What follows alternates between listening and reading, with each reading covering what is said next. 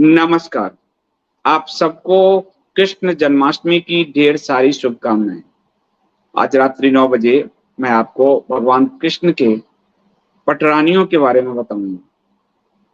भगवान कृष्ण को लेकर कितनी रानियां थी, उनका परिचय दूंगा आज आपको। कल मैंने आपको राधा जी पर जानकारी दी थी, आज मैं आपको भगवान कृष्ण की पटरानियों के बारे में जानकारी दूंगा।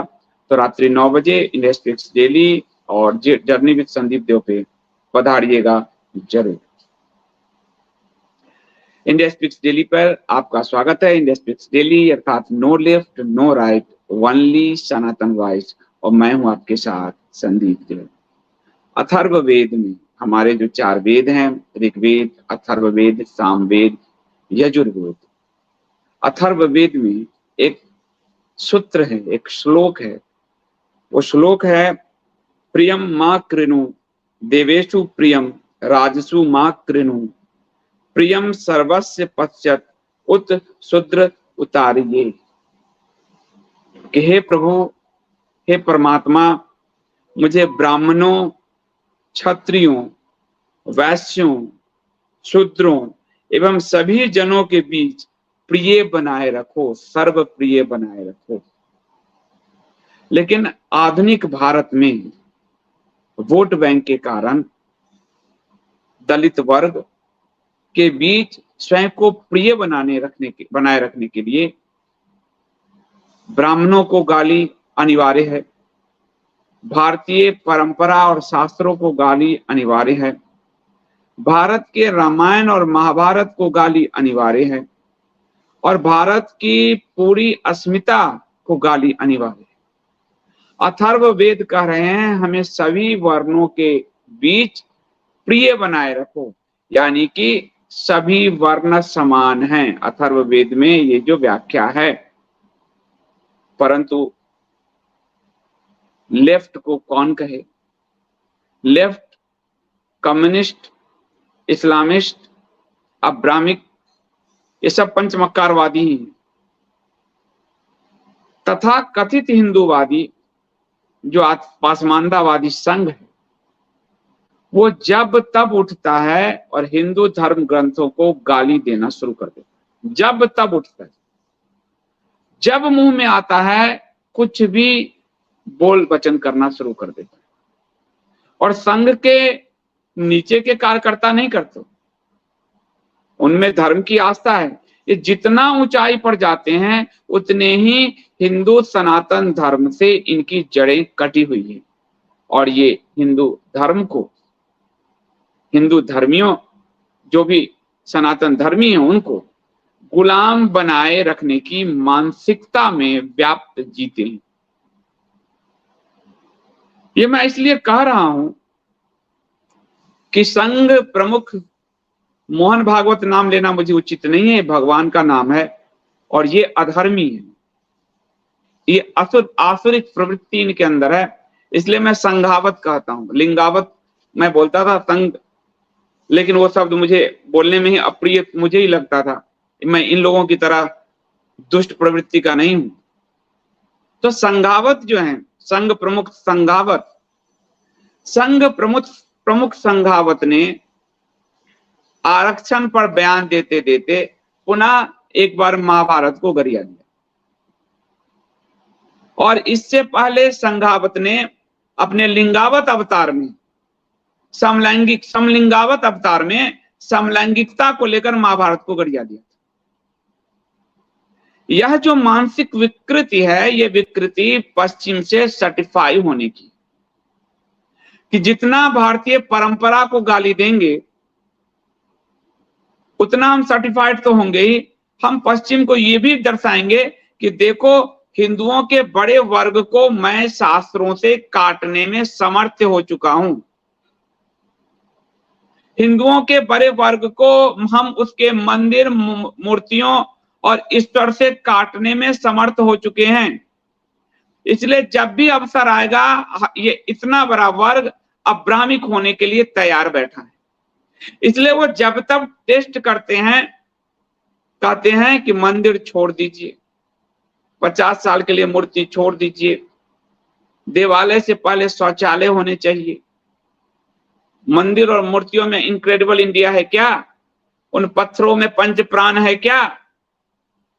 और आप ये नहीं समझ पा रहे कि आपके परंपरा पे रावण रूपी कालनेमी ने आघात कर दिया है। गेरुआ वस्त्र पहनकर भविष्य पुराण में आपको बताया था कि कलयुग में गेरुआ वस्त्रधारी ज्यादा लोगों को छल करेंगे, और वो दिख रहा है। तो आज का जो कल का उनका बयान है उसके पोस्टमार्टम तो करेंगे।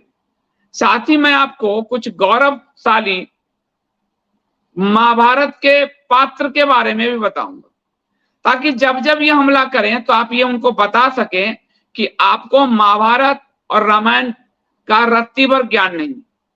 और खुद मेरे समक्ष की बात है, युद्ध में अयोध्या पुस्तक के लोकार्पण के समय भागवत का, चूंकि मेरा नाम भागवत है, मैंने कभी भागवत नहीं पढ़ी। धर्म का उतना ही ज्ञान है जितना कथावाचक से सुनते रहे।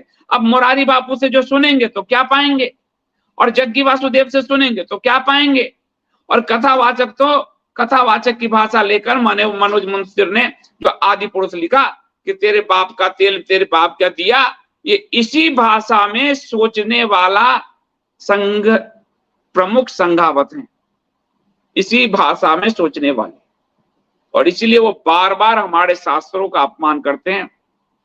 लेकिन हिंदू इतना जड़ हो चुका है कि उसको संघावत पसंद है, महाभारत पसंद नहीं है। उसको समलिंगावत पसंद है, महाभारत के भाइयों का प्रेम पसंद नहीं है, और वह उसकी अज्ञानता से उपजा है। इसलिए आज मैं इस अज्ञानता का पटाक्षेप करने का पुनः प्रयास करूंगा महाभारत से। दूसरी खबर लूंगा मैं कि भारतीय जनता पार्टी का जो अल्पसंख्यक मोर्चा है वो हिंदू सर्वनाश मोर्चा के रूप में स्थापित होता जा रहा है। आज यूपी भाजपा के अल्पसंख्यक मोर्चा का एक पदाधिकारी एक हिंदू लड़की के साथ बलात्कार कर उसके बाप की हत्या कर दिया, उस पर आरोप। तो बड़े पैमाने पर जिहादियों का भारतीय जनता पार्टी और संघ में पदार्पण हो चुका है। राष्ट्रीय मुस्लिम मंच हो या अल्पसंख्यक मोर्चा हो, बड़े पैमाने पर हिंदुओं का सर्वनाश, हिंदू बनकर हिंदू पार्टी तथाकथित पार्टी में घुसकर, और ये जो हत्या कर रहे हैं, जो मार रहे हैं, ये सब पासमानदा हैं। ये जो आपको अब्बासी सुल्तान, पासमानदा सुल्तान जो कहते हैं, वो पासमानदा, वो दुखी रह गए, वो पिछड़े रह गए 70 साल में। वो पासमानदा ही हिंदुओं के सर्वनाश में, हिंदुओं के विरुद्ध दंगा में सबसे आगे। तो वो पोर्शन भी मैं आज दूसरा वो खबर भी आपके सामने समक्ष रखूंगा। तो आप लोग वीडियो को लाइक कर लीजिए प्लीज। लाइक करेंगे आप तो आपको ये नोटिफिकेशन भेजता रहेगा, और अल्गोरिदम में ये वीडियो सबको दिखाता रहेगा, यानी पुश करता रहेगा, यानी सजेस्ट करता रहेगा। उसके बाद आप चैनल को सब्सक्राइब करिए, आप तो किए ही हुए हैं, कराइए लोगों से, मैक्सिमम लोगों से, ताकि सच्चाई मैक्सिमम लोगों तक पहुंचे। और कमेंट कीजिए, ज्वाइन बटन के जरिए चैनल को बचाए रखिए, और कंटेंट का एक छोटा सा मूल्य जरूर है चुकाइए, जो 100 रुपीज पर मंथ का है, जो आपके डिस्क्रिप्शन, पिन कमेंट और स्क्रीन पर बैंक अकाउंट दिख रहा है। पत्रकारिता का कंटेंट का छोटा सा मूल्य, गाना सुनने के लिए यदि स्पॉटिफाई का 199 रुपए महीना देते हैं, तो कम से कम ज्ञान वृद्धि के लिए, कंटेंट के लिए 100 रुपीज मंथ दिया जा सकता है। लेकिन जिनको ये पत्रकारिता पसंद नहीं है इंडिया स्पीक्स की, वो बिल्कुल भी ना चुकाएं। मैं लौटता हूं इस प्रोमो के बाद।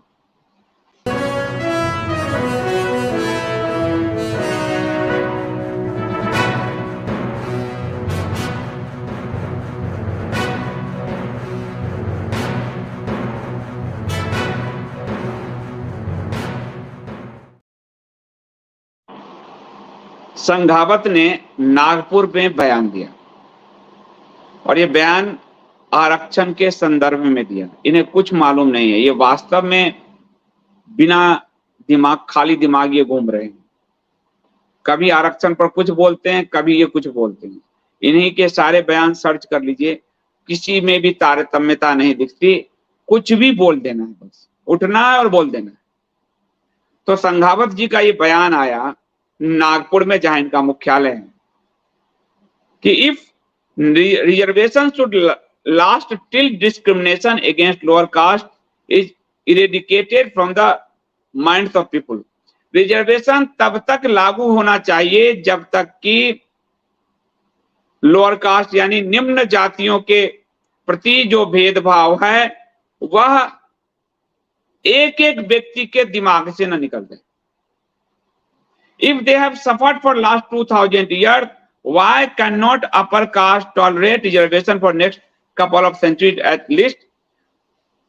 जब वो 2000 साल से लगातार सताए जा रहे हैं निम्न जाति के लोग, तो अपर कास्ट टॉलरेट क्यों नहीं करता अगले कुछ साल तक रिजर्वेशन को? और कहीं कहीं लिखा है कि अगले 200 साल तक क्यों नहीं टॉलरेट करता। यानी संघ का एक लाइन क्लियर हो गया कि वो 200 साल तक आरक्षण को बनाए रखना चाहते हैं। उसके बाद उन्होंने जो कहा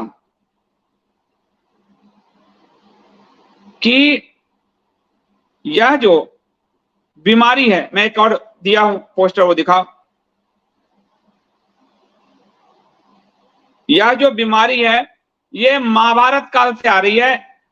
हिंदू समाज ने अपने ही लोगों को के साथ पशुवत व्यवहार किया और ये फिर महाभारत का तीर लाए। अगर महाभारत का वजन इनके शरीर पर रख दिया जाए तो ये दब के मर जाएंगे। ज्ञान छोड़ दीजिए, वजन भी ना उठा पाएंगे।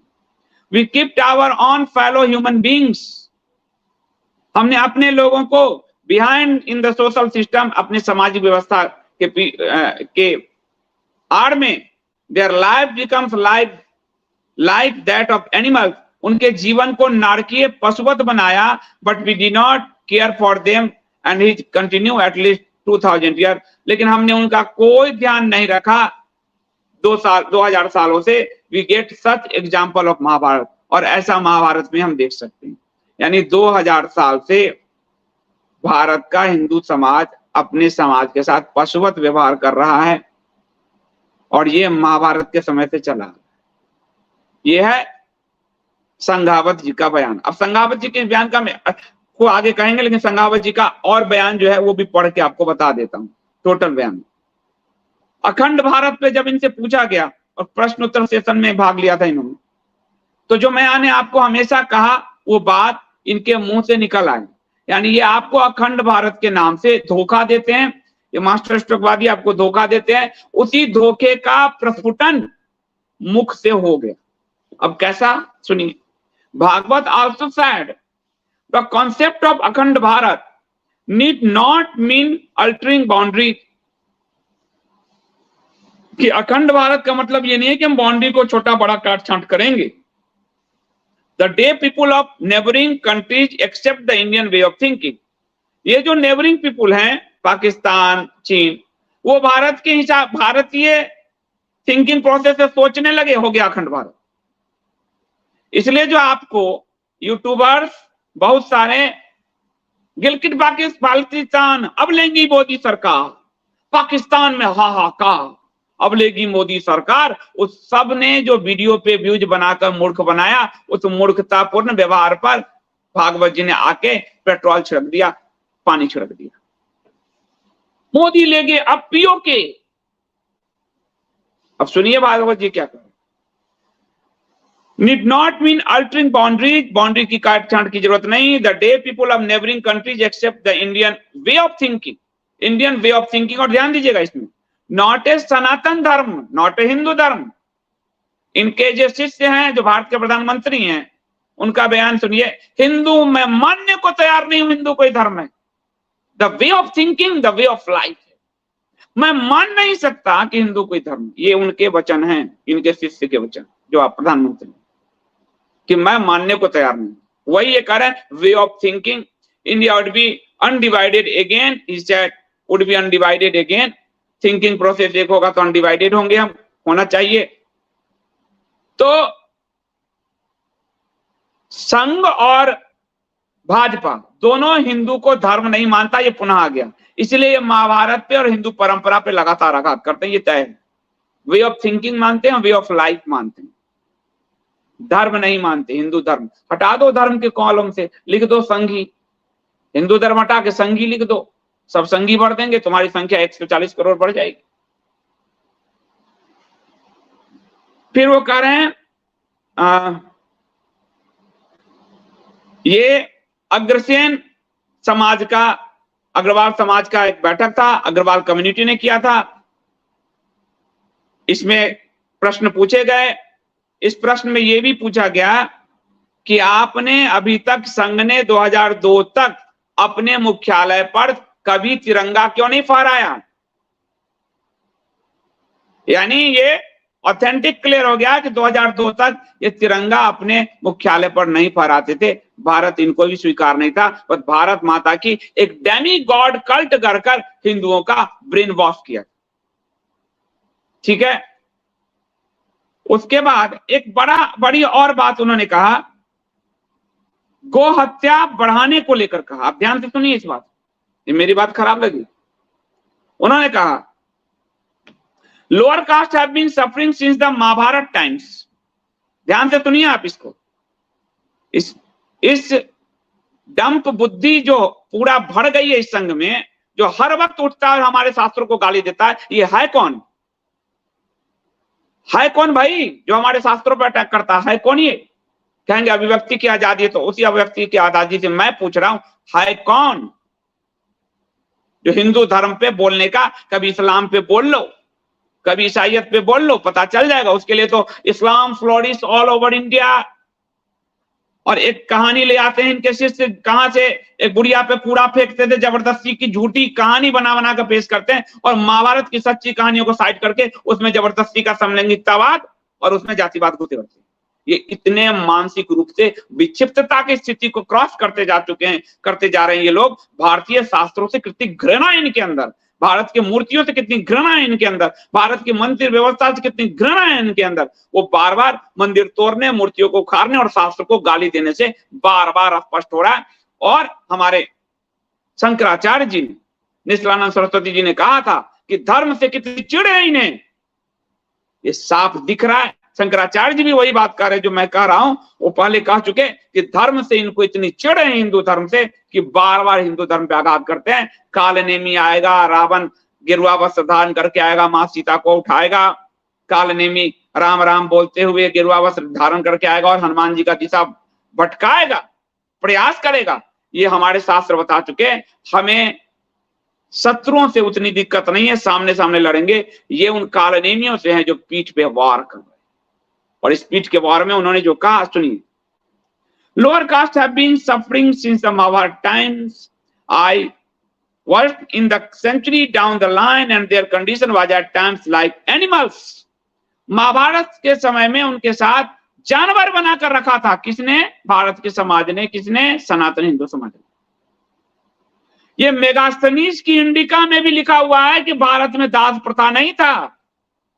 ईसा के जन्म से 1000 साल पहले ये मेगास्थनीज के इंडिका में लिखा, यहां रहकर जो उसने लिखा था चंद्रगुप्त मौर्य के समय, उसने कहा यूनान आदि की तरह भारत में कोई दास प्रथा नहीं है, भारत में दास प्रथा तक नहीं है। ये कह रहे हैं भारत में को के हिंदुओं ने अपने लोअर कास्ट के साथ महाभारत के समय से जानवर जैसा बर्ताव किया।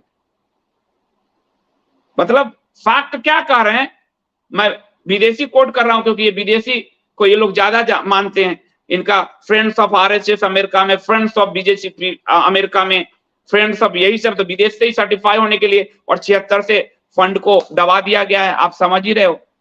तो इंडिका में मेगास्थनीज ने लिखा है दास प्रथा नहीं थी भारत में, और आप कह रहे हैं भारत अपने ही लोगों को जानवर बनाकर रखे हुए था, पशुवत बर्ताव कर रहा था। आप सुनिए इनकी बात। RSS strongly support reservation to the extent allowed in the constitution. Mere economic benefit to be certain segment is not enough. कि कुछ आर्थिक बेनिफिट से अब कोई इनफ नहीं है, रिजर्वेशन अनंत काल तक चलनी चाहिए। तो सबसे पहले संघ में रिजर्वेशन बहाल करो और इस ब्राह्मण भागवत को हटाकर दलित बना दो, संघ प्रमुख बनाओ दलित, हटा हटाओ इनको, अभी तक ब्राह्मण ही तो चले आ रहे हैं, ब्राह्मणवाद कह रहे हो ना तुम, तो ब्राह्मणवाद तुम्हारे अंदर है। हटाओ संघ से इस ब्राह्मण को और बैठा दो किसी दलित को। और दलित छुआछूत कर रहे हो तो हटाओ एक मजबूत ओबीसी प्राइम मिनिस्टर को, बैठा दो एक दलित को। करो, अपने यहां से तो करो, दूसरों को प्रवचन दे रहे हो, करो। अब सुनिए, reservation has been brought as a remedy of the social evil. ये सामाजिक जो राक्षस हैं उनके प्रति एक रेमेडी का काम करता है। यानी हिंदू समाज में एविल शैतान है, हिंदू समाज शैतानों से गिरा हुआ है। It needs to be there till the discrimination on caste basis it's completely. अब जब तक संविधान में जाति व्यवस्था रहेगी, जाति आधारित रिजर्वेशन रहेगा, जाति कैसे खत्म होगा? आपके प्रधानमंत्री तो ओबीसी मंत्रियों की बैठक कर रहे हैं, SC ST एक्ट हटवाते घूम रहे हैं और बदला लेने, हिसाब चुकता क्या बयान दे रहे हैं। तो कैसे जाति व्यवस्था खत्म होगी, कैसे होगी? आप सुनिए, reservation is not a matter that needs to address with rational but should be seen from an emotional perspective. आप तर्क के आधार पर रिजर्वेशन को नहीं समझते, भावनात्मक आधार से समझिए, भावनात्मक आधार से समझिए।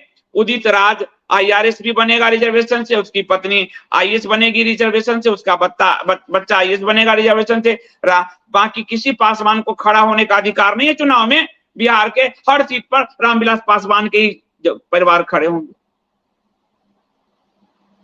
रिजर्वेशन ने कैसे कुछ लोगों के हाथों में सत्ता की चाबी देकर बाकी वर्ग को कैसे ठुकराया है।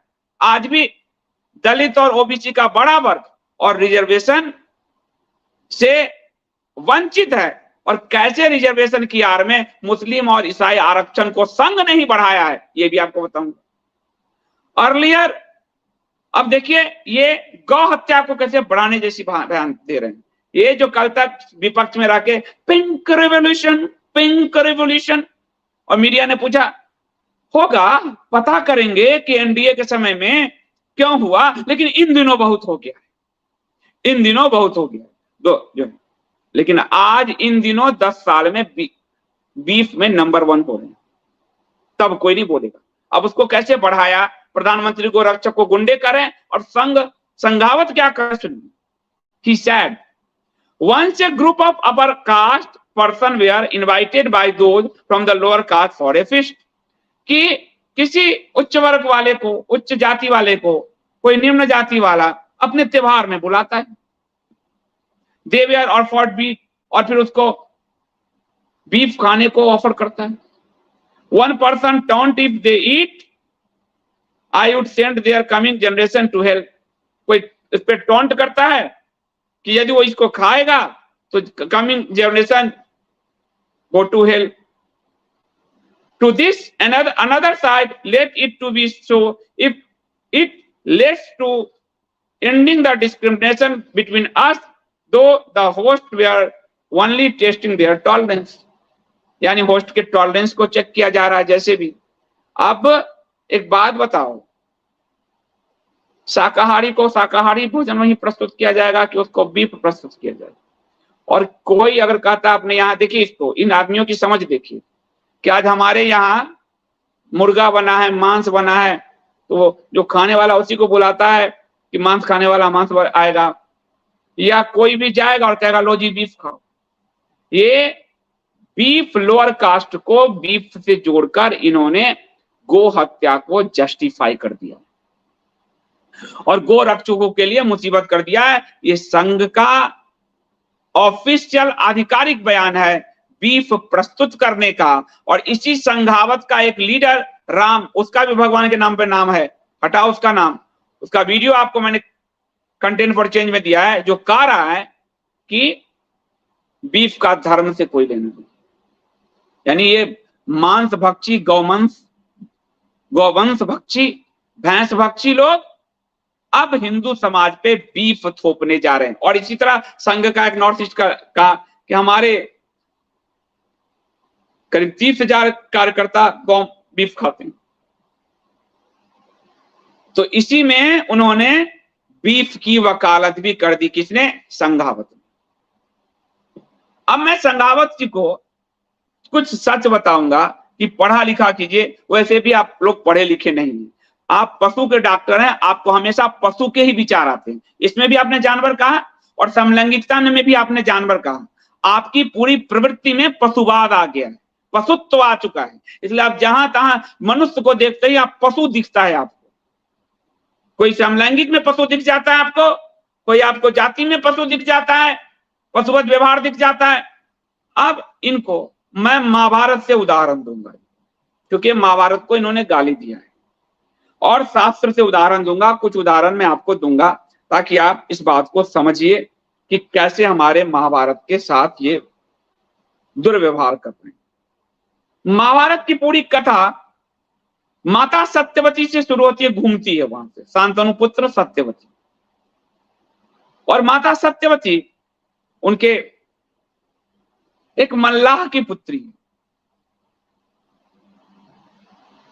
और उस मल्लाह की पुत्री को राजरानी, पटरानी, मुख्य रानी बनने का अधिकार ये तबका महाभारत समाज दे रहा। और इस माता सत्यवती के गर्भ से स्वयं नारायण का एक अवतार कृष्ण द्वैपायन वेद व्यास ने जन्म लिया, माता सत्यवती के गर्भ से, जिन्होंने 18 पुराणों सहित चारों वेदों का संपादन किया, महाभारत जैसी कालजयी ग्रंथ लिखा, ब्रह्मसूत्र, पूरा भारत का सनातन साहित्य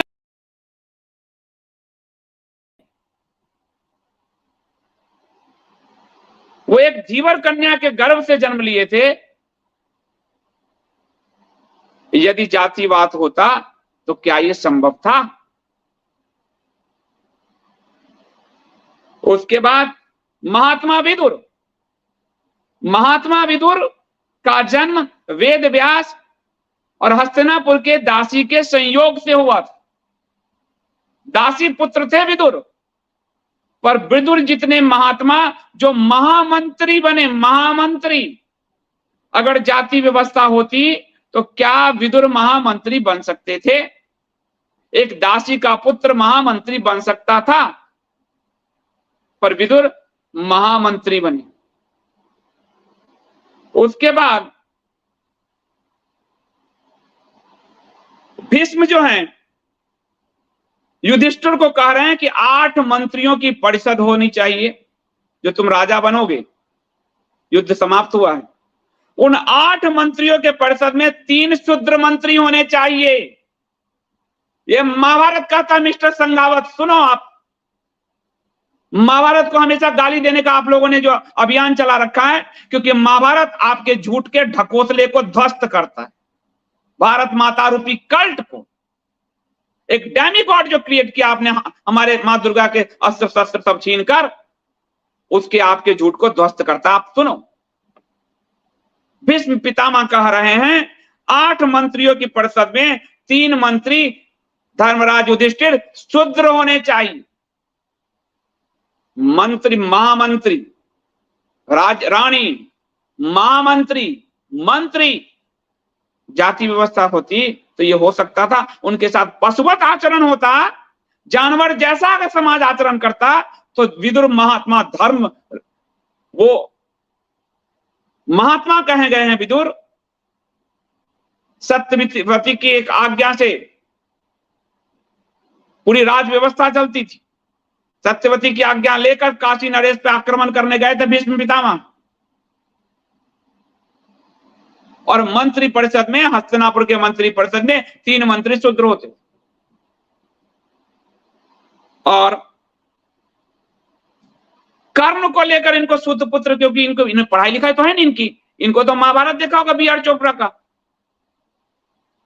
सूत पुत्र जो है, सूत का मतलब सारथी, रथ चालक, रथवाहक, सूत मतलब ये। और सूत के साथ अगर छुआछूत होता तो क्या कर्ण उस सभा में बैठ सकते थे?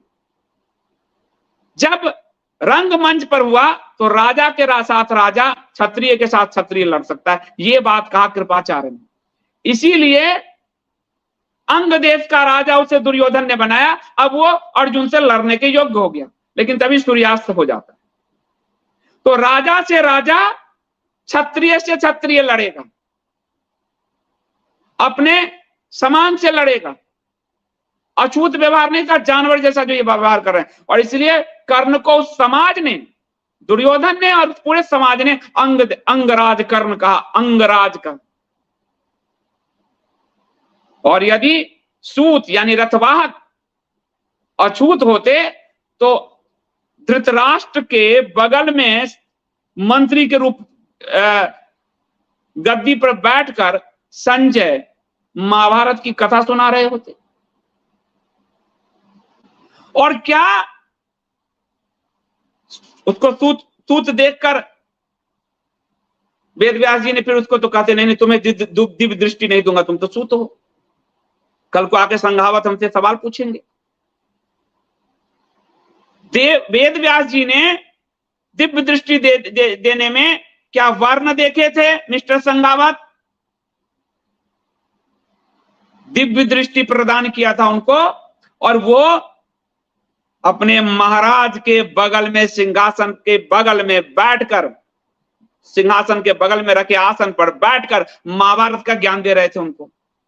संघावत सुनिए, जिसको आप कह रहे हैं पशुवत व्यवहार हो रहा था, पशु सदृश व्यवहार जो कह रहे हो, वो आप सुनिए। आपको अभी आपको अंबेडकर का साहित्य भी पढ़ाऊंगा, क्योंकि आपको कुछ पढ़े लिखे नहीं हो। पशु के डॉक्टर, जानवर के डॉक्टर हो, अंदर से दिमाग भी उसी लेवल का होता जा रहा है। उसके बाद ये लोग एकलव्य का उदाहरण दे सकते हैं, क्योंकि इनके पास दो उदाहरण, जो लेफ्ट के पास उदाहरण है वही राइट के पास उदाहरण है। इसलिए इंडिया स्पीक में कहता हूं, no left no right, only Sanatan voice. Left भी कर्ण का उदाहरण देता है और लेफ्ट भी एकलव्य का उदाहरण देता है, और ये संघावत भी वही उदाहरण प्रस्तुत कर रहा है महाभारत का। पढ़ा तो होगा नहीं, उठा लेंगे तो दब जाएंगे उसके बोझ के नीचे, महाभारत के ज्ञान के नीचे। तो बता दूं कि एकलव्य के साथ भी छुआछूत नहीं था। एकलव्य उस समय के सबसे मजबूत राज व्यवस्था,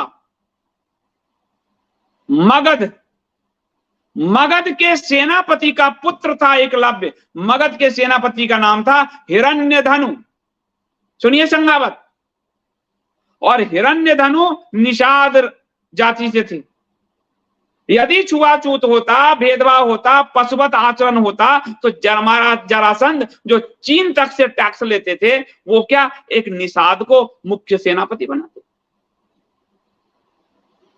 यानी योग्यता से बढ़ने का स्थान था। तभी एक निषाद राज, एक निषाद जाति से आने वाला व्यक्ति हिरण्यधनु मगध राज्य का सेनापति बना। और हिरण्यधनु का पुत्र, चूंकि उस समय की समाज व्यवस्था में सबसे बड़े धनुर्धारी जो थे, जो धनुर्विद्या दे सकते थे, वो गुरु द्रोण थे। अब भीष्म तो धनुर्विद्या दे नहीं सकते, वो तो राज परिवार से हैं। तो जो गुरु दे सकता था वो गुरु द्रोण थे। तो गुरु द्रोण को की शिक्षा की चोरी कर रहे थे एकलव्य। और एकलव्य को शिक्षा देने का मतलब होता कि हस्तिनापुर के आचार्य, हस्तिनापुर के द्रोही राष्ट्र के सेनापति के पुत्र को शिक्षा दे रहा।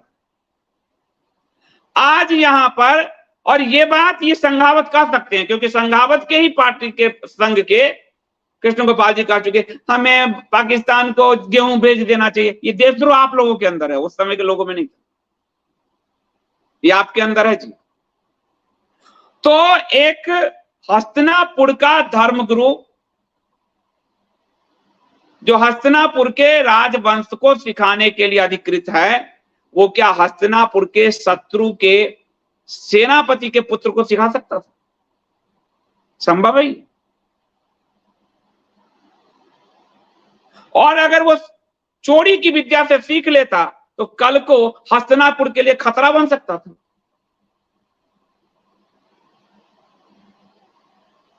इसलिए कूटनीति के तहत द्रोणाचार्य ने उसका अंगूठा मांगा। वहां जातिवाद नहीं था संघावत जी। लेफ्ट और राइट एक धरातल पर है भारत को गाली देने में, भारत के शास्त्रों को गाली देने में। आप ध्यान से सुनिए, जातिवाद नहीं। और मैं आपको कुछ और उदाहरण दूंगा। महाभारत से तो आपको मैंने उदाहरण बताया ही, और भी उदाहरण, बहुत उदाहरण है हमारे पास महाभारत से। महाभारत कहता है शूद्र राजा हो सकते हैं, शूद्र राजा हो सकते हैं। महाभारत साफ साफ कह रहा है शूद्र यज्ञ के अधिकारी हो सकते हैं, शूद्रों को संन्यास का अधिकार है। और इस पर नहुष युधिष्ठिर का संवाद है, यक्ष युधिष्ठिर का संवाद है, तुलाधार वैश्य द्वारा जाजली मुनि को उपदेश है, शुद्ध तपस्वी का वृत्तांत है, उत्तांक मुनि का आख्यान है। तो महाभारत से ही मैं आपको बता रहा हूं कि महाभारत क्या कहता है और शूद्र शब्द क्या कहता है। आपने जो कहा पशु बता चरण, पशु के डॉक्टर को हर समय रात दिन पशु दिखता है सपने में। ब्रह्मसूत्र, ब्रह्मसूत्र के रचयिता महर्षि व्यास, बादरायण व्यास, कृष्णद्वैपायन व्यास, महाभारत के रचयिता व्यास, वो कह रहे हैं कि शूद्र की व्युत्पत्ति कैसे हुई, शूद्र शब्द का क्या मतलब है। और वो कह रहे हैं सुगस्य तद नारद, सुगस्य तद नादर श्रवणात् तदा द्रवणात् सुच्यते ही, यानी शूद्र शुच धातु से बना है और शुच धातु का अर्थ शोक है। इसी की व्याख्या आदि शंकराचार्य करते हैं, जो शोक को पीछे, जो शोक के पीछे दौड़ता है वो शूद्र है, शुच धातु से बना है।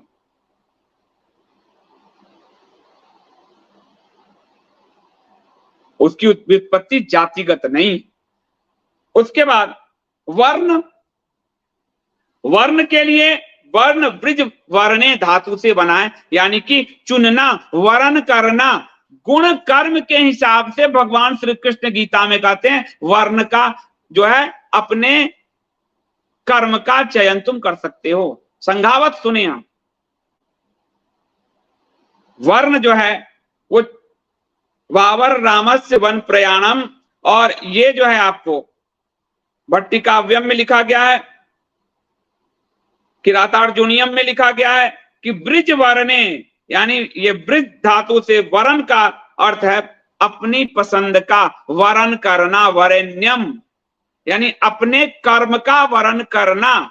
सूत पुत्र होते हुए भी कर्ण ने अपने कर्म का वरण किया, क्षत्रियगत कर्म का वर्ण किया। तो उदाहरण है। उसके बाद आपको और बताता हूं, वराह पुराण, महाभारत पुराण के रचयिता वेद व्यास जी हैं, तो मैं पुराण से भी दे रहा हूं। वराह पुराण कहता है शूद्रों को वेद अध्ययन करने का अधिकार है, उनको दीक्षा का अधिकार है, उनको संन्यास ग्रहण का अधिकार है। और स्कंद पुराण में दृढ़मति नामक शूद्र द्वारा यज्ञ संपादन का पूरा उदाहरण है। स्कंद पुराण में पढ़े तो होगे नहीं आप तो पशु के डॉक्टर हो। पशु हर जगह, मनुष्य में भी पशु दिखता है, समलैंगिक में भी पशु दिखता है, जहां देखो पशु दिखता है आपको। अपने हाथ का इलाज कराओ आप। और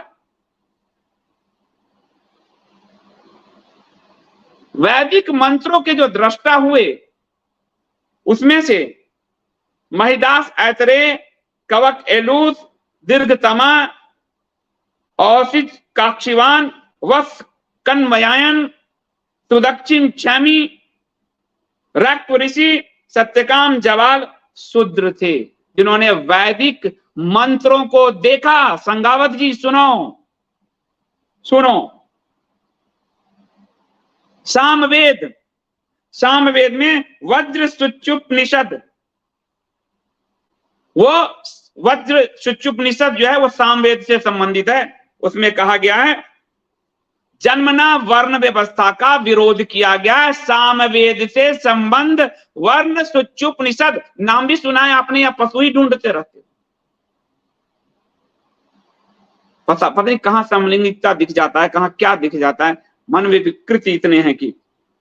और मैं जिस भविष्य पुराण की बार बार चर्चा करता हूं, जो अब नहीं मिलता, आपको कपोत पे उपलब्ध है, कहने पे छाप देते हैं। भविष्य पुराण जन्मना जाति व्यवस्था का सबसे बड़ा खंडन करता है। भविष्य पुराण जिसको ये गाली दे रहे हैं और जिसके नाम पर 200 साल आरक्षण चलाए रखना चाहता है, आज जन्मना जाति व्यवस्था संविधान के अनुसार है कि रामविलास पासवान कितने ही अमीर हो, उनका बेटा जो है आरक्षित क्षेत्र से ही चुनाव लड़ेगा। और उदित राज IRS बन चुके हों, सामाजिक उन्नति हो गई हो, तब भी उनके बेटे को आरक्षण से ही, वो उनकी पत्नी भी आरक्षण से ही IAS जाएगी और बेटा भी IAS बनेगा तो आरक्षण लेगा। आज है जन्मना जाति व्यवस्था, शास्त्र में नहीं थे हमारे। आज है कि चाह कर भी अपनी जाति नहीं बदल सकते। हाँ, मजहबी चाहें तो हमारी जाति में घुसकर आरक्षण ले सकते हैं। वो OBC के तहत ईसाई और मुस्लिम आरक्षण ले रहे हैं, और अब SC ST के तहत उनको आरक्षण देने की व्यवस्था के लिए कमिटी जो है जस्टिस बालाकृष्णन कमिटी बना दिया। जाति नहीं बदल सकते। लेकिन क्या कहता है भविष्य पुराण? ब्रह्म पर्व है इसमें, इसका 5 अध्याय है। इसमें जन्मना वर्ण व्यवस्था का प्रबल रूप से खंडन किया गया है, जन्मना जाति। और जो कृष्ण गीता में कह रहे हैं वही बात पुराण में वेद व्यास कह रहे हैं। मैं भगवान कृष्ण को न मानू कि संघावत को मानू, जिन लोगों ने अपनी राजनीति के लिए जाति जाति किया, कैसे किया ये भी बताते। उसके बाद आपको कुछ और मैं उदाहरण देता हूं, ताकि इन लोगों का आप दिमाग तो नहीं, महात्मा गांधी के रास्ते पर चलने वाले लोग हैं। अब मैं आपको, ये तो हमारे भविष्य पुराण का प्रथम पर्व के प्रथम अध्याय में, और हमारी स्मृतियों में जरूर जाति व्यवस्था थी। स्मृतियों के काल में जो कहा गया, जैसे गौतम स्मृति है, गौतम स्मृति में, गौतम धर्म सूत्र में ये बात है। लेकिन भविष्य पुराण क्या कहता है? प्रथम पर्व के प्रथम अध्याय में सुमंतु और राजा सतनीक के बीच संवाद है। सुमंतु ने जब पाप क्षय के लिए स्मृतियों को सुनाने का सुझाव दिया, तब राजा सतनीक ने कहा कि स्मृतियां केवल 3 वर्णों के कल्याण के लिए, अतः आप वह शास्त्र सुनाइए जो चारों वर्गों के कल्याण के लिए। इसलिए पुराणों का विरोध अंग्रेजों से लेकर, और ये जितने भी भारत में अब्राह्मिक थॉट वाले हिंदू संगठन हैं उन्होंने भी किया, क्योंकि इससे समाज को जातिगत व्यवस्था में बांटने में इनको सहूलियत होती, क्योंकि पुराण सर्वसुलभ सबके लिए। आप सुनिए, सतानिक ने सुमंतु से कहा कि आप वह शास्त्र सुनाइए जो चारों वर्णों के लिए हो। इस पर सुमंतु ने कहा, अष्टादश पुराण, सारे के सारे 18 पुराण चारों वर्णों के लिए हैं। रामायण चारों वर्णों के लिए हैं, महाभारत चारों वर्णों के लिए हैं। इसमें चारों वर्णों का कल्याण निहित है, चारों ही वर्ण इसको पढ़ सकते। उसके बाद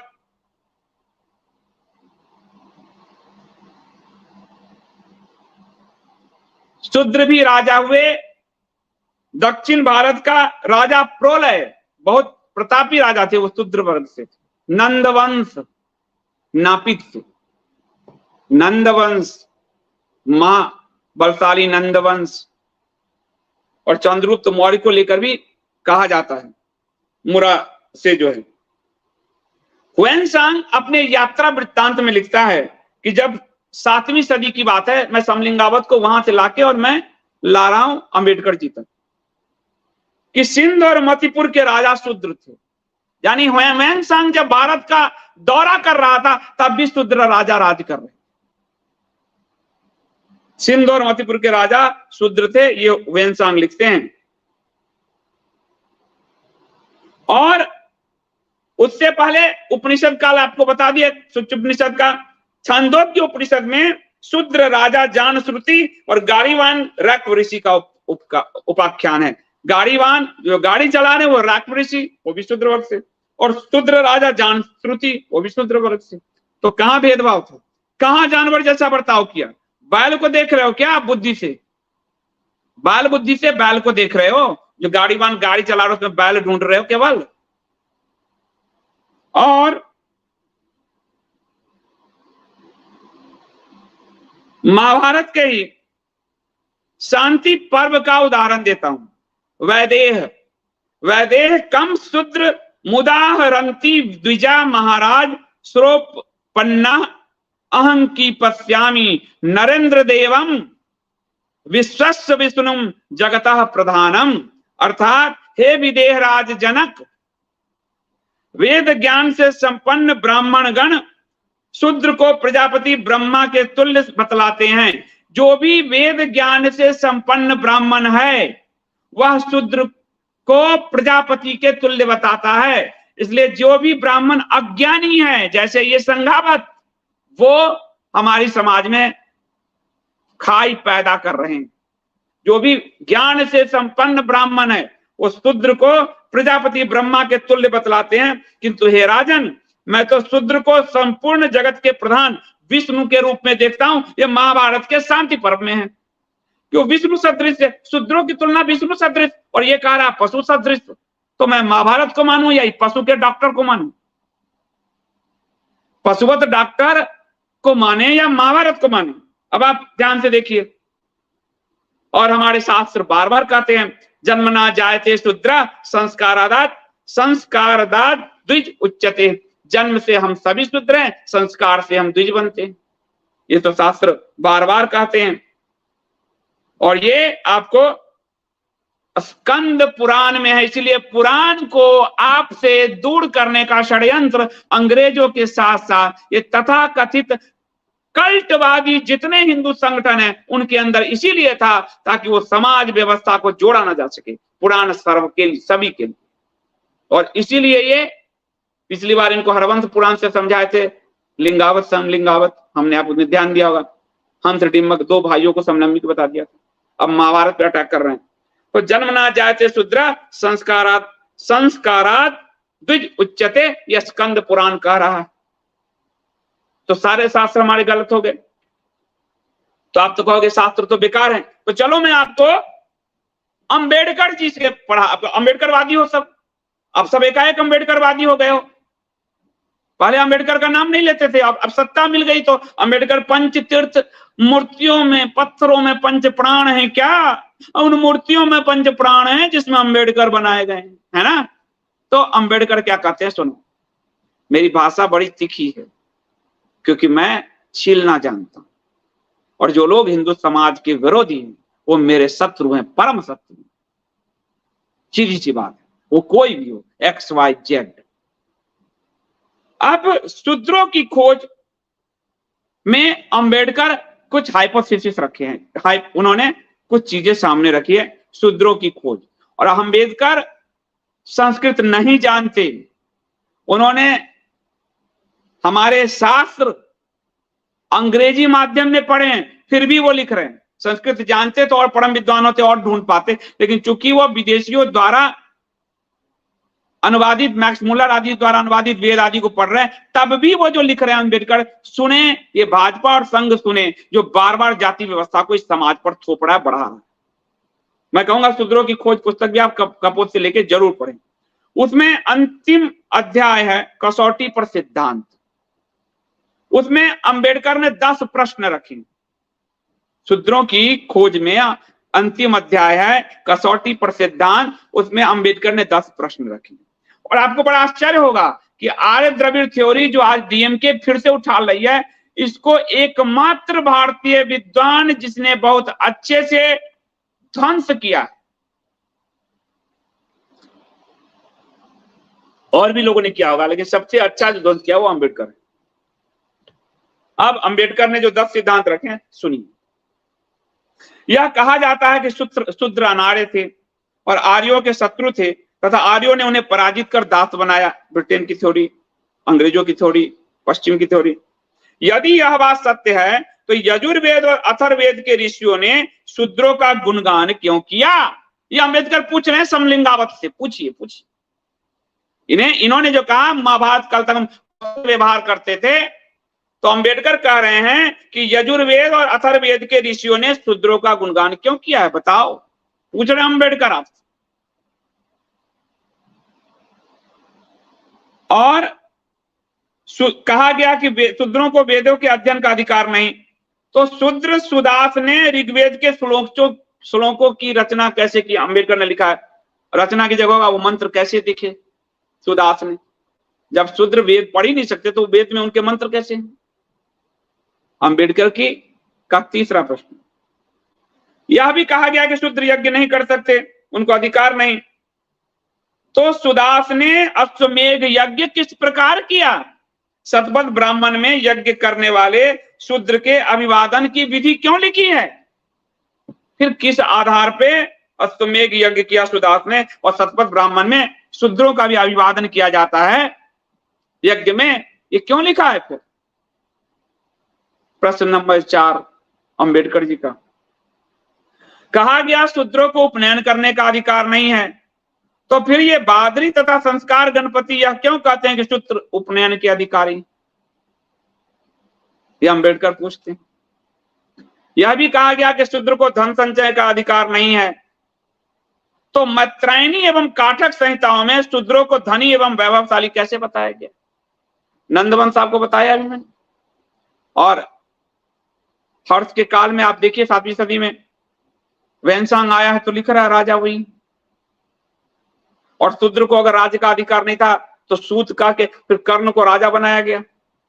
सब झूठ, जो अंग्रेजों के झूठ को कम्युनिस्टों ने ढोया, कम्युनिस्ट और कांग्रेसियों ने ढोया। अब उसी झूठ को यह पासमानदा पार्टी और उसका संगठन ढोने जा रहा है। यही बात सत्य है। अंग्रेज, कम्युनिस्ट, कांग्रेस और ये कॉलोनी में सभी भारत के शास्त्रों से, धर्मशास्त्रों से डरते हैं, क्योंकि सबकी बुनियाद झूठ पे टिकी है और हमारे धर्मशास्त्र इनकी धज्जियां उड़ा देता है। शूद्र राज्य के अधिकारी बनने योग्य नहीं थे, ऐसा कहा जाता है। तब महाभारत में शूद्रों के मंत्री से राजा होने का उल्लेख कैसे मिलता है? शूद्र मंत्री से राजा कैसे हो गए? महाभारत में ही है। संघावत जी बताइए। ये अंबेडकर पूछ रहे हैं। पढ़ लिख लिया करो भाई, आप जानवर के डॉक्टर होके धीरे धीरे पूरे दिन पशु दिखता है आपके दिमाग में। पढ़ लिख लिया करो। गुरुजी ने तो कहा था हम किसी शास्त्र को नहीं मानते। कृपाश्री जी महाराज ने चुनौती दी, कम से कम भारत के एक शास्त्र पढ़ लो, कल्याण हो जाएगा, मोक्ष मिल जाएगा। अंबेडकर ने कहा गया कि शूद्र का कार्य ब्राह्मण, क्षत्रिय एवं वैश्य तीनों वर्णों की सेवा करना है। फिर यही बात है तो शूद्र राजा कैसे हुए, जिसका वर्णन सायनाचार्य आदि ने किया है? जब सेवा करना ही था केवल, तो राजा कैसे हुए? यह भी कहा गया कि शूद्रों को वेद पढ़ने का अधिकार नहीं था, तो उन्हें वेद पढ़ने, वेदाध्ययन करने, उपनयन करने, यज्ञ का अधिकार फिर कैसे मिल गया?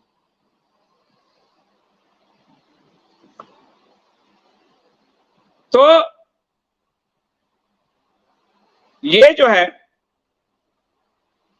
अंबेडकर, ब्राह्मण वर्ग पे अंबेडकर ने भी हमला किया है, उनके जो 22 सिद्धांत हैं। लेकिन अंबेडकर के संशोधन में कुछ प्रश्न ऐसे निकल आए हैं जिससे साबित होते हैं कि हमारे समाज में कहीं भेदभाव नहीं था।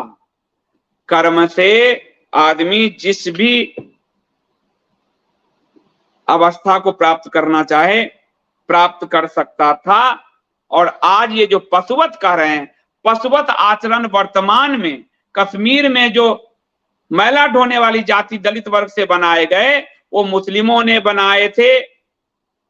ये आज तो 35 आदि में आपने देखा होगा, खत्म होने पर दलितों के राइट पहले नहीं मिलते थे, तो यही बात सब प्रचार किया गया था।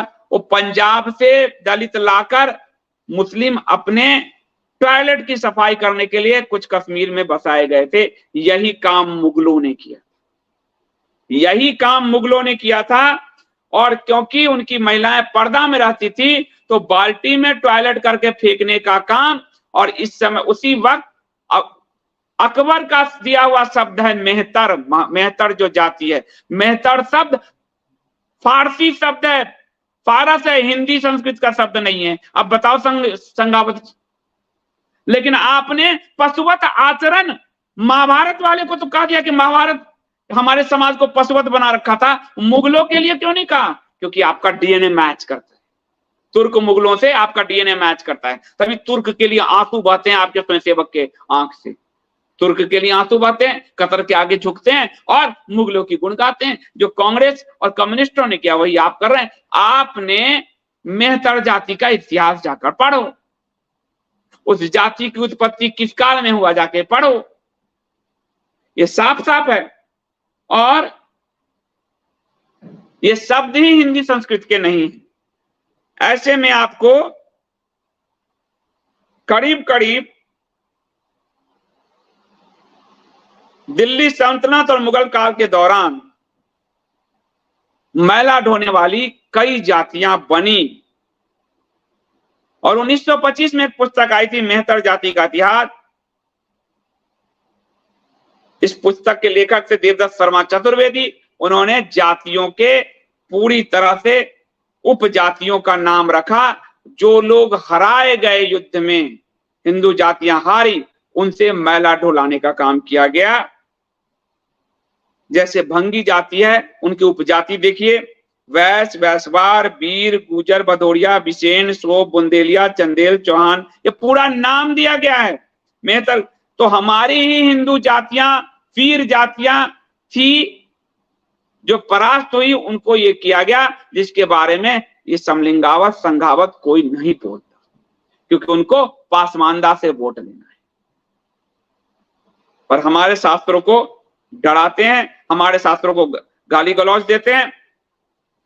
तो इसलिए 1960 के, अब आपको अंबेडकर भी समझा दिया, मेडाइवल काल भी समझा दिया। अंबेडकर तो आप लोगों के गॉड हैं, डेमी गॉड हैं, सर पे बैठाते हो। अब स्वतंत्रता के बाद 60 में जो मलकानी कमेटी बनी, अपनी ही आपकी सरकार है, कहो मलकानी कमेटी की रिपोर्ट जारी करे। क्यों झूठ बोल रहे हो? 200 साल तक आरक्षण लागू करके अपनी सत्ता बनाए रखना चाहते हो। मलकानी कमेटी 1960 में जो बनी, उसको कहो लागू करने के लिए। मलकानी कमेटी कहते हैं कि आज के जो सफाई कर्मी हैं, पहले के वो योद्धा हैं जिन्हें शत्रुओं ने हराकर बंदी बना लिया था।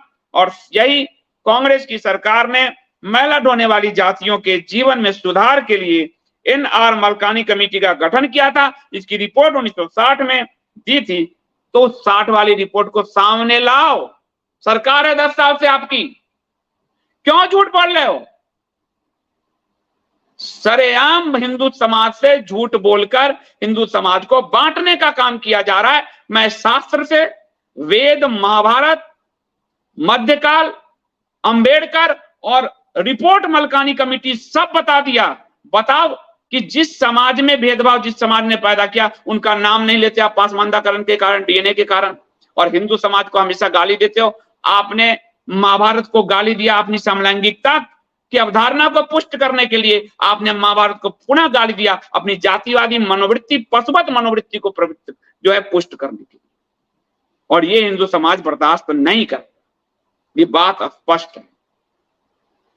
अब मैं आपको दूसरी खबर एक ले दे रहा हूं, वो भी इसी जाति से है, और आप देख लीजिए इसको।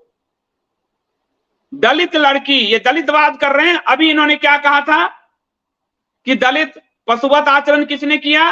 हिंदू समाज ने। अब आप ध्यान से देखिए, आज तक की खबर दिखाओ। दलित लड़की के साथ दुष्कर्म, रेप किया किसने? भाजपाई ने। और उसके पिता की हत्या की किसने? भाजपाई ने। और ये भाजपाई कौन है? यूपी के महाराजगंज में बीजेपी का नेता है राही मसूम रजा पसमंदा, जिसको संघ में इन लोगों ने राष्ट्रीय मुस्लिम मंच करके और भाजपा में इन लोगों ने मुस्लिम मोर्चा, अल्पसंख्यक मोर्चा बनाया। ये उत्तर प्रदेश के महाराजगंज जिले का भाजपा के अल्पसंख्यक मोर्चा का जिला अध्यक्ष है।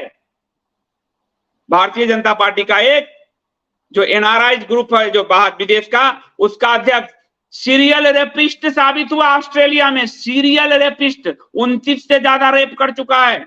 वो भाजपा का विदेश प्रकोष्ठ का अध्यक्ष था, सीरियल रेपिस्ट। और भाजपा का अल्पसंख्यक मोर्चा का हिंदू विरोध, अभी आपको बताता हूं इसके बाद। पहले ये सुन लीजिए, भाजपा के अल्पसंख्यक मोर्चा का जिला अध्यक्ष राई मसूम राजा। दलित किशोरी के साथ जिस दलित, अब उस समय उन्होंने मुगलों को छुपाया, अभी देखो राई मसूम के काम को छुपा लेंगे। और एक दलित मां का बेटा पहलू खान, और इन सब के लिए रोने शुरू कर दिया। इस पे ये नहीं बोलेंगे क्योंकि मारने वाला, दुष्कर्म करने वाला इनका प्रिय पासमानदा है, सुल्तान पासमानदा, सुल्तान का प्रिय पासमानदा है। इन सब की आंखों का तारा, संघावत की आंखों का तारा पासमानदा है। अब ध्यान से दीजिए, दलित किशोरी के साथ रेप और विरोध करने पर उसके पिता की हत्या करने जैसी मामले में दर्ज हुआ है। इस भाजपा नेता के खिलाफ 302, 376, 354 अनेक। महाराजगंज जिले के भाजपा अल्पसंख्यक मोर्चा का जिला अध्यक्ष है ये राई मसूम राजा। सदर कोतवाली पुलिस ने इन पर हत्या रेप का मुकदमा दर्ज किया है। उसके शहर में किराए पर रहने वाले संत कबीर नगर जिले की दलित परिवार की बड़ी बेटी के साथ पहले रेप किया। जब किशोरी के पिता ने देख लिया तो उसको इतना मारा कि पीटते उसको मार डाला। अस्पताल ले गए, उसकी मौत हो चुकी थी। सबका पोस्टमार्टम कराया गया, लेकिन भाजपा नेता के रसूख की वजह से पीड़ित परिवार को रिपोर्ट की कॉपी नहीं दी जा रही। ये भाजपा का चाल चरित्र और चेहरा है। भाजपा यानी टोटली पासमानदा, भाजपा यानी टोटली पासमानदा। और ये पहली बार पासमानदाकरण नहीं है। अगर आपको ध्यान होगा तो कन्हैया लाल का हत्यारा भाजपा अल्पसंख्यक मोर्चा का सदस्य रियाज अत्तारी, यानी हिंदुओं के सर्वनाश के लिए भाजपा का अल्पसंख्यक मोर्चा काम कर रहा है। राही मसूम, ये जो मसूम राजा है, ये तो हिंदू किशोरी का दुष्कर्म, दलित बेटी का दुष्कर्म और उसके बाप को मारा। उससे पहले रियाज अत्तारी, जिसने कन्हैया लाल की हत्या की गला रेत कर वीडियो बनाया, वो अभी भाजपा अल्पसंख्यक मोर्चा का सदस्य। उसके अलावा एलटीटी का आतंकवादी, एलटीटी का कह रहा हूं, लश्कर ए तोयबा, एलईटी का, लश्कर ए तोयबा का आतंकवादी तालिब हुसैन, वो भी भारतीय जनता पार्टी के अल्पसंख्यक मोर्चा का सदस्य और भाजपा के कश्मीर के आईटी सेल का प्रमुख। और इसी ने अमरनाथ यात्रा को प्लान किया था। अमरनाथ यात्रा पे अटैक का प्लान रचने वाला भारतीय जनता पार्टी अल्पसंख्यक मोर्चा का सदस्य रियाज तालिब हुसैन। उसके बाद आपको शिवलिंग के विरुद्ध, जब सुल्तानी शिवलिंग पे और यहाँ दिल्ली में फवारा निकाला जा रहा है, तो आपको माइनॉरिटी मोर्चा का भाजपा का नसीम नाज, वो शिवलिंग के विरुद्ध गाली गलौज कर रहा था। हिमाचल प्रदेश में का नसीम नाज, भारतीय जनता पार्टी अल्पसंख्यक मोर्चा का सदस्य, वो शिवलिंग को गाली देता हुआ, उस पर मामला दर्ज हुआ है। उसके बाद बीजेपी का डिस्ट्रिक्ट हेड माइनॉरिटी मोर्चा तौफीक खान, इसने एक हिंदू लीडर, हिंदू विमेन को, नंदिनी तोमर को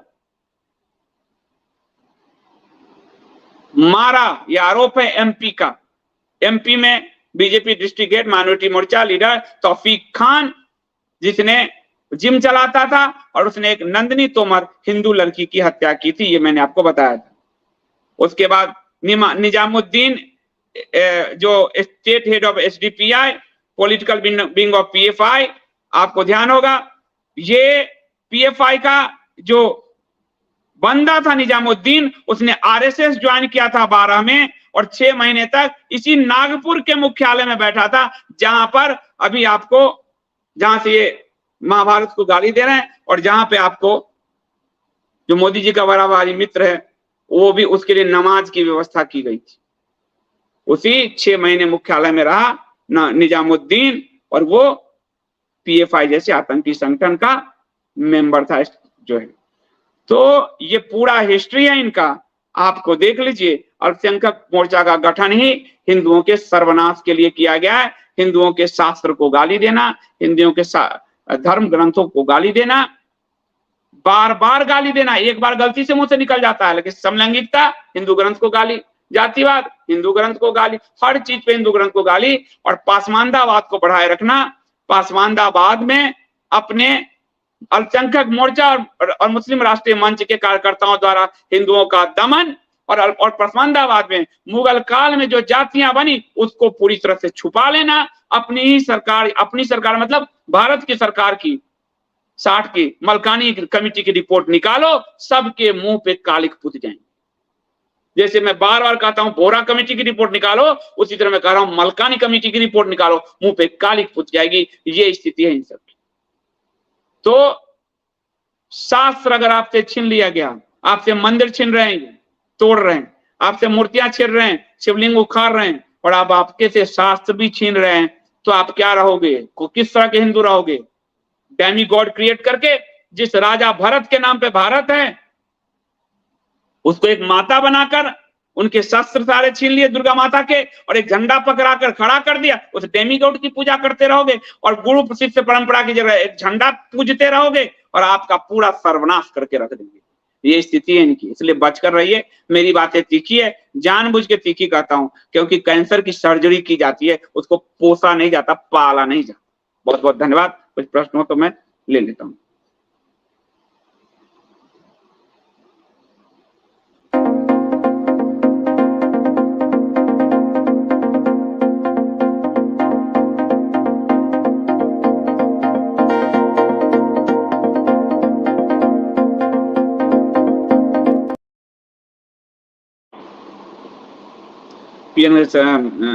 सनातनी read scripture and become intelligent. सही बात है, अपने शास्त्र को पढ़ो। आप देखो मेरे पास सारे वो जो पे भी बोलता है वही शास्त्र में निकाल लेता हूं।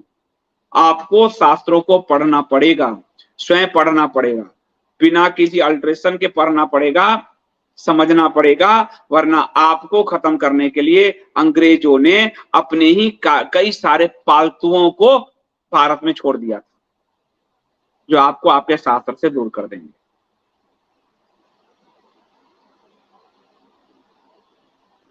पीएन कह रहे हैं for me Hindu is a dharma and not a way of life. बिल्कुल धर्म है, धर्म सनातन धर्म हमारा है, जो शाश्वत है वो सनातन, जो कभी मिट ही नहीं सकता, उसको ये लोग वे ऑफ लाइफ। अब वे ऑफ लाइफ में अब यहाँ हम ऐसे पूजा कर रहे हैं, कल को हम ऐसे करने लगे, वो वे ऑफ लाइफ हो जाएगा। वे ऑफ लाइफ में तो धोती छोड़ के जींस पहन लिया तो क्या धर्म छोड़ देगा आदमी? वे ऑफ लाइफ में तो चिकन मटन लोग खाते जा रहे हैं तो क्या वो धर्म हो गया हमारा? कुछ भी बोलते हैं, बिना पढ़े लिखे लोगों को सत्ता मिली हुई है, बिना पढ़े लिखोगे। 2.5 अक्षर भी इनको काला अक्षर भैंस बराबर है इनके लिए, काला अक्षर भैंस बराबर। व्लादिमीर कह रहे हैं क्या संघ वाले बिल्कुल डैश डैश जो ये बोल रहे हैं कि नितांत झूठ व कल्पित आरोप है, और ये नहीं बोलते तो दूसरा कोई इसे नहीं बोल सकता। मतलब खुद ही ये आपको जाइए न्यू वर्ल्ड ऑर्डर में और यहूदियों के साथ इनके सांठ-गांठ देखिए, जाइए, मैंने डाल रखा है। सारे एक ही पार्टी के लोग अमेरिका में ट्रेनिंग करने क्यों जाते हैं? कुछ तो कारण होगा, एक ही पार्टी पे क्यों रहमो करम है अमेरिका का, क्यों जाते हैं सर? एक ही पार्टी के लोग जो है आपको पोप के आगे ऐसे क्यों झुके हुए नजर आते हैं? अरब इतनी सारी पुरस्कार क्यों दे रहा है, क्या कारण है? सोचते क्यों नहीं? कतर के आगे क्यों झुक रहे हैं?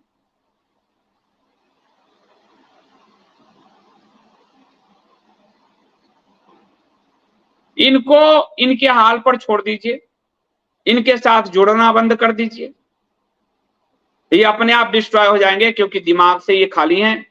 ज्ञान विहीन एक प्रजाति पैदा हो गई है, ये ज्ञान विहीन प्रजाति, जिसके कारण हिंदू समाज को सबसे ज्यादा खतरा है।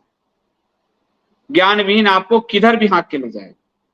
जिसको दिशा का ज्ञान नहीं, वो तो किधर भी ले जाएगा, और किधर भी ले जाके गड्ढा में गिरा देगा। कमलेश राजपुरी जी के संजीव जी हमारे धार्मिक ग्रंथों को क्यों टारगेट करते हैं? अन्य मजहब पर आज दिन तक एक शब्द बोलते नहीं सुने। कैसे बोलेंगे? अन्य मजहब के लिए तो अपनी प्रवक्ता को उठा के बाहर फेंका, भाग अपना विधायक को उठा के बाहर फेंका, भाग। 6 हिंदुओं के गले कटे, चुप। और एनएसए ने कहा जो भी मजहब पे बोलेगा उसे कड़ी से कड़ी दंड दूंगा। सुप्रीम कोर्ट भी बन गया। और गौ रक्षकों को कंट्रोल करने के लिए अब कानून भी लेके आ रहे हैं, लिंचिंग वाला कानून। और धर्म शास्त्रों पे हिंदू पे कितना ही गाली हो, उनके पे नहीं होना चाहिए, क्योंकि इन सबके डीएनए ही अब्राहमिक हो चुका है। इसलिए वो अब्राहमिक होने के लिए कई पीढ़ियों के रिश्ते उससे जोड़ते हैं। आपके साथ कितनी पीढ़ी का रिश्ता जोड़ा, कभी बताओ जरा हिंदुओं के साथ। कह रहे बलादी में मुझे जितने संगी पंडित मिले सब भयंकर ब्राह्मणवादी थे, ब्राह्मणवादी। और देखिए, और गाली बाहर ब्राह्मणवाद को देते हैं। किस तरह से दोहरा अर्थ खेलते हैं, किस तरह का दोहरा अर्थ खेलते हैं, आप देख लो। कहो इनको कि अपने संगठन में दलित को 2 जगह हटाओ भैया, तुम तब से वही बैठे हो, हटाओ। तो ये करेंगे नहीं।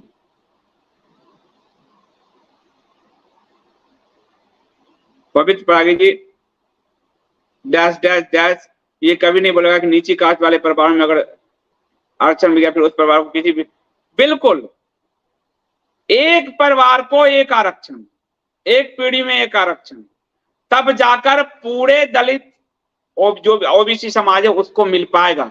ओबीसी का हक खा ओबीसी के नाम पर खेल किया, वो मैं आपको बताना भूल ही गया कि इन्होंने जाति कैसे बढ़ाई है। वो रिपोर्ट भी जरा देख लीजिए मेरी, कि देखिए आपको मैं रिपोर्ट दिया।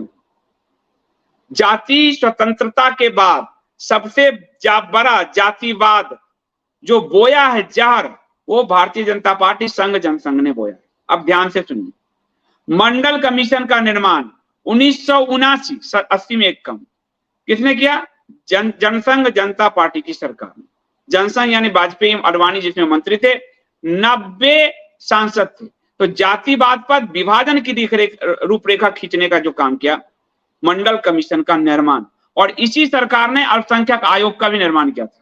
यानी एक तरफ मंडल कमीशन से हिंदुओं को जाति में तोड़ के और अल्पसंख्यकों को एक करने का जो बीज बोया स्वतंत्रता के बाद, वो मोरारजी देसाई और वाजपेयी की सरकार ने बोया। मंडल कमीशन लागू 1980 में भाजपा के समर्थन वाली वीपी सिंह सरकार, और उसी सरकार में कश्मीर से हिंदुओं का पलायन कराया गया। यानी अल्पसंख्यक हिंदू को तोड़ो और अल्पसंख्यक जोड़ो, यह अभियान इनका कंटिन्यू।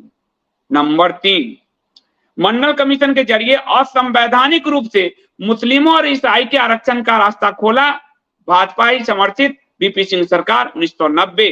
रामदास अठावले का बयान देखिए, 80% मुसलमान ओबीसी में आरक्षण ले रहे, और लड़ा दिया यादव, कुर्मी, ब्राह्मण, राजपूत इन सबको, और आरक्षण का लाभ दे रहे हैं मुस्लिमों को। 80% अठावले का बयान होगा, देख लेगा। SC ST लागू 1989, भाजपा समर्थित वीपी सिंह सरकार। कई लोगों को गलत फहमी है, राजीव गांधी की सरकार ने SC ST एट्रोसिटी एक्ट को दोनों सदन में पास कराया था, कानून नहीं बनवाया था। अभी उसको ऐसे समझिए, ये देखिए 80% Muslim enjoying OBC quota, Ramdas Athawale, और ओबीसी के जरिए मुस्लिमों का आरक्षण का रास्ता किसने खोला? इन्हीं संघियों की सरकार ने, मोरारजी और जनसंघ की सरकार ने, और वीपी सिंह और भाजपा की सरकार। अब SC ST act Rajiv Gandhi ने पारित तो दोनों सदन में किया, लेकिन इसको लागू नहीं किया था। लागू किसने किया? भाजपा समर्थित वीपी सिंह की सरकार। अब ऐसे समझिए कि दोनों सदन में पारित होकर भी CAA लागू नहीं हो रहा, होकर राष्ट्रपति सिग्नेचर के बाद कानून बन के भी नहीं हो रहा है। सरकार उसको के लिए उसकी नियमावली नहीं बनाई है, अब और बनाना नहीं चाहती थी, यहाँ रोके हुए है।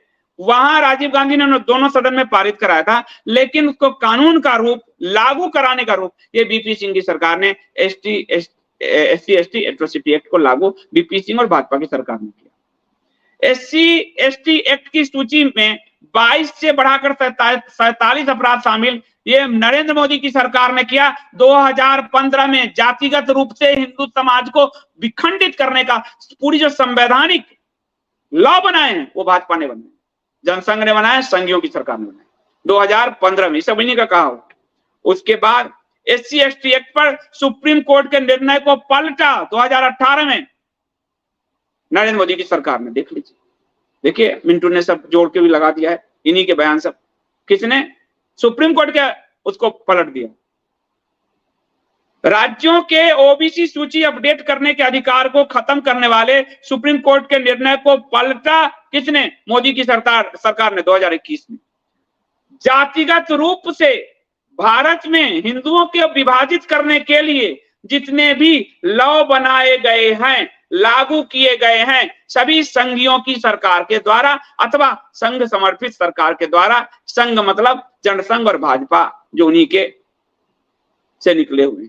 ये इतिहास है, आपको indiaspeakdaily.com पर लेख दे दिया है, जाइए, प्रमाण के साथ दे दिया है, उसको खूब प्रसाद की तरह वितरित कीजिए ताकि आम हिंदुओं को पता चले कि ये हिंदू जोड़ने का नहीं, हिंदू तोड़ने की पार्टी। दीपक सांडली जी बहुत बहुत धन्यवाद, थैंक यू, बहुत बहुत धन्यवाद चैनल बचाने के लिए। व्लादिमीर कह रहे हैं गांधी बहुत अच्छा था, इनसे ये पेरियार के रात। गांधी इस मामले में तो अच्छे थे। पूना पैक्ट, जिस अंबेडकर जी की आज पूजा हो रही है, वो अंबेडकर जी अलग दलितिस्तान बना लेते, दलित स्थान बना देते। पूना पैक्ट यदि नहीं होता, गांधी यदि अनशन पर नहीं बैठते, तो जैसे जिन्ना का पाकिस्तान बना, वैसे अंबेडकर जी का दलितिस्तान बन जाता। ये गांधी थे जिसके कारण हिंदू समाज जुड़ा रहा, अंबेडकर नहीं तोड़ पाए। ये बात सच है। 1932 का पूना पैक्ट लोग पढ़ लें। आतिश कुमार जी बहुत बहुत धन्यवाद, thank you so much. Ashwini Sharma ji बहुत धन्यवाद, चैनल को सपोर्ट करने के लिए बहुत बहुत धन्यवाद। संजीव भट्टाचार्य जी बहुत धन्यवाद सुपर स्टिकर के लिए, चैनल को बचाए रखने के लिए बहुत धन्यवाद।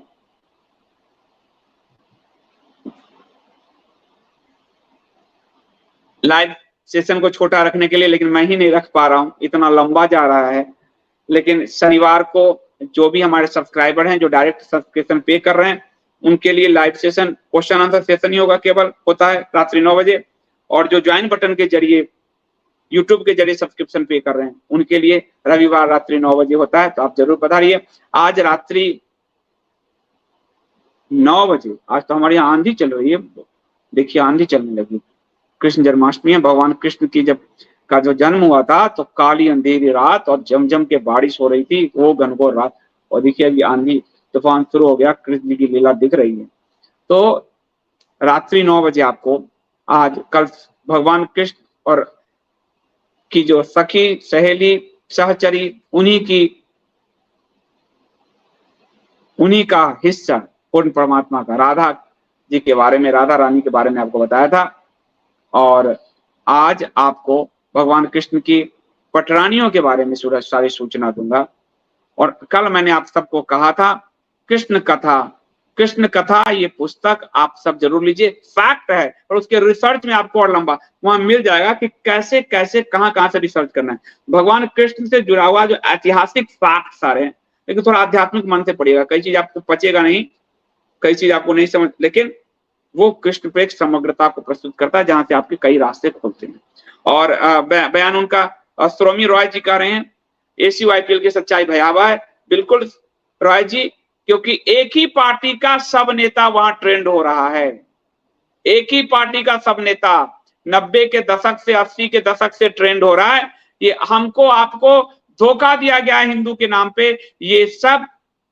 और ACUIPL को फंड अमेरिकन सरकार करती है, अमेरिकन स्टेट स्पॉन्सर प्रोग्राम है, अमेरिकन स्टेट एक्सचेंज प्रोग्राम है। इस ACUIPL को इनडायरेक्टली पैसा फोर्ड, रॉकफेलर, इन सब का इनडायरेक्टली पैसा खेल होता है इसमें।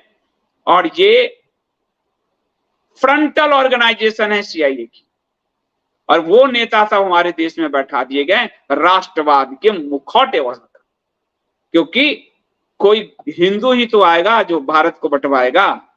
तो उतारा गया था ब्रिटेन से करमचंद। हिंदू वेश में रावण ठगेगा, ये शास्त्र बता चुका है।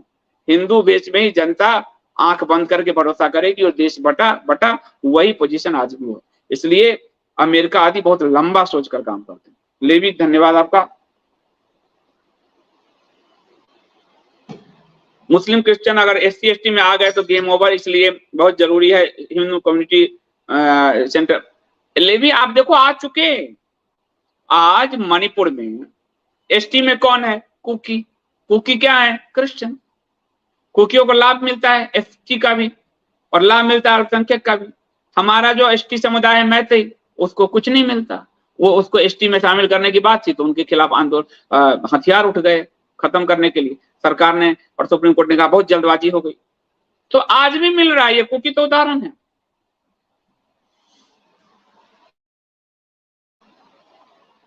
देखिए श्वेता जी, कैनबरा में बिजली जोर जोर से कड़क रही है और यहाँ आंधी आई हुई है, जबरदस्त आंधी आई हुई है और बहुत भयानक वाली बारिश हो रही है। तो भगवान श्री कृष्ण जन्म ले रहे हैं तो लीला तो होगा, लीलाधर तो वही है। अनिमा तिवारी जी राधे राधे। कल राधा जी वाला आप देख के आप लोगों ने बताया नहीं, कैसा लगा आपको बताइएगा जरूर।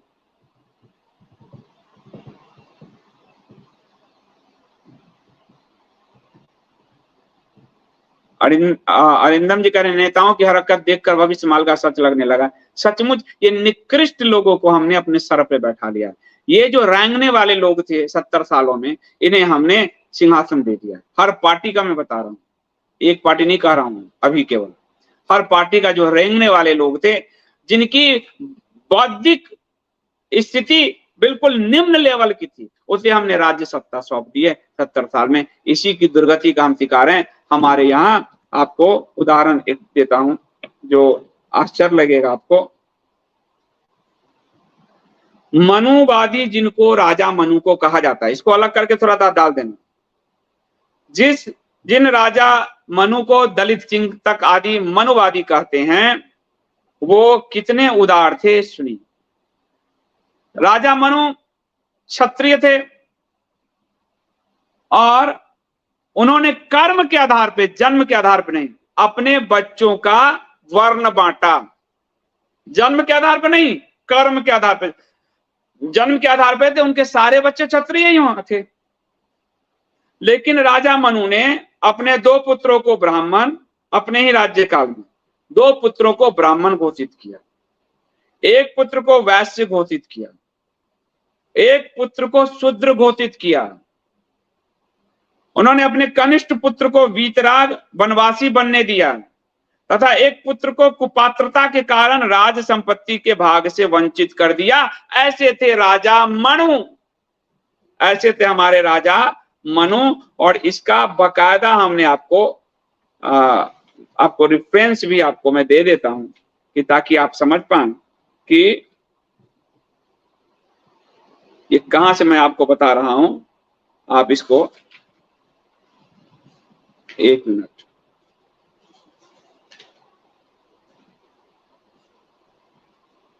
ये आपको भारत सरकार के सूचना और प्रसारण मंत्रालय 2008 द्वारा प्रकाशित IPS अधिकारी किशोर कुणाल की पुस्तक है दलित देवो भव। उसके प्रथम भाग से मैंने कोट किया है। राजा मनु, जिनको मनुवाद के नाम पे गाली दिया जाता है, वो कर्मवादी थे और कर्म के कारण उन्होंने अपने 2 पुत्रों को ब्राह्मण, अपने ही राज्यकाल में ब्राह्मण बनने दिया, क्योंकि उनमें ब्राह्मणत्व के गुण थे, वेद पाठ ज्ञान आदि की काम करते थे। 1 वैश्य बनाया क्योंकि वो व्यापार आदि का काम करता था। 1 को शूद्र बनने दिया क्योंकि वो जनता की सेवा आदि में ही अपना रहते थे। और कनिष्ठ पुत्र को वो सन्यास के रास्ते गया तो वनवासी वीतरागी बनने दिया। और 1 कुपात्र था जिसके कारण उसको राज्य संपत्ति से वंचित कर दिया। तो ये हमारे राजा मनु थे, जिनको मनुवाद के नाम पे गाली दिया जाता है। यही सच है। तो बहुत बहुत धन्यवाद आप सबका। गार्गी जी, संदीप जी स्टडी, अच्छा आपको बहुत अच्छा लगा programme, thank you so much. Radha ji पे था और कमलेश जी थैंक यू। तो आप लोग नहीं बताओगे तो मुझे कैसे पता चलेगा, फिर मैं कहूंगा वो तो ज्यादा कोई देखता नहीं अध्यात्म, तो इसलिए मैं आलस में भी आ जाता हूँ। श्वेता जी, कल का राधे जी वाला GW बहुत अद्भुत था। मैं भी ब्रह्म वैवर्त पुराण पढ़ूंगी। अब ब्रह्म वैवर्त पुराण बिल्कुल वैष्णव पुराण है और उसमें बहुत सुंदर कथाएं हैं जो है, तो वो जरूर ही पढ़िए, बिल्कुल पढ़िए उसको। मुझे बहुत मेरी खुद की बुद्धि खुल गई। मेरी अपनी बुद्धि भी उतनी नहीं थी और मैं भी मानता था कि ये जयदेव की रचना के बाद से राधा का विस्तार है भागवत में, लेकिन भागवत में राधा ये शब्द आया है। धन्यवाद नीलम जी, धन्यवाद। और आज मैं आपको भगवान कृष्ण की पटरानियों के बारे में बताऊंगा कि भगवान कृष्ण की कितनी रानियां थी, वो किनकी पुत्रियां थी, और कैसे भगवान कृष्ण की सहचरी बनी, पत्नी बनी। और ब्रह्म वैवर्त पुराण में ही शायद मुझे राधा और कृष्ण का विवाह स्वयं ब्रह्मा करवाते हैं। इसलिए जो लोग गर्लफ्रेंड ढेकना इस तरह जो अनाप शनाप सब यूज करते हैं, लिविंग तक में उन लोगों ने प्रचारित किया है उटपटांग, उन सबके मुंह पे थप्पड़ मारना चाहिए। ब्रह्म वैवर्त पुराण में ही है कि ब्रह्म वैवर्त में ही है जहां तक मुझे याद है, तो ब्रह्म या गर्ग संहिता में है, गर्ग संहिता में, ब्रह्म वैवर्त में नहीं, गर्ग संहिता में। गर्ग संहिता ये रहा, तो उसमें है कि ब्रह्मा जी ने स्वयं विवाह करवाया। देखो आवाज कितनी बारिश जबरदस्त हो रही है। इन शाह जी कह रहे हैं आईएसडीएन को तीखी मिर्ची ही पसंद है, और हमने सबको तीखी मिर्ची बना भी दिया। आईएसडीएन के नाम से लोग घबराते हैं, और आईएसडीएन ने पार्टी खड़ी करके दिखा दी। ये वो अकेला ऐसा मीडिया प्लेटफॉर्म साबित होगा जिसने वास्तव में भारत के परिवर्तन में अच्छी भूमिका निभाई है। पिछले सरकारों में भी, अभी भी, तब आईएसडीएन तो नहीं थे, लेकिन हम सब बिखरे हुए थे। लेकिन हम तार्किक लोग हैं, तथ्यात्मक लोग हैं, और शास्त्र से, संदर्भ से बात करना पसंद करते हैं। अरिंदम जी धन्यवाद आपका, थैंक यू सो मच। तो आप सबका बहुत बहुत धन्यवाद। आज रात्रि में आप लोग जरूर देखिएगा श्री कृष्ण जी पर, कृष्ण जी की पटरानियों की पूरी, उनका जो इतिहास, उनकी पथ जो है वो मैं आपको बताऊंगा। तब तक के लिए मुझे अनुमति दीजिए, और रात्रि 9 बजे मिलता हूं। आप सबको पुनः भगवान श्री कृष्ण के जन्मदिन की, यानी कृष्ण जन्माष्टमी की ढेर सारी शुभकामनाएं। जय श्री कृष्ण।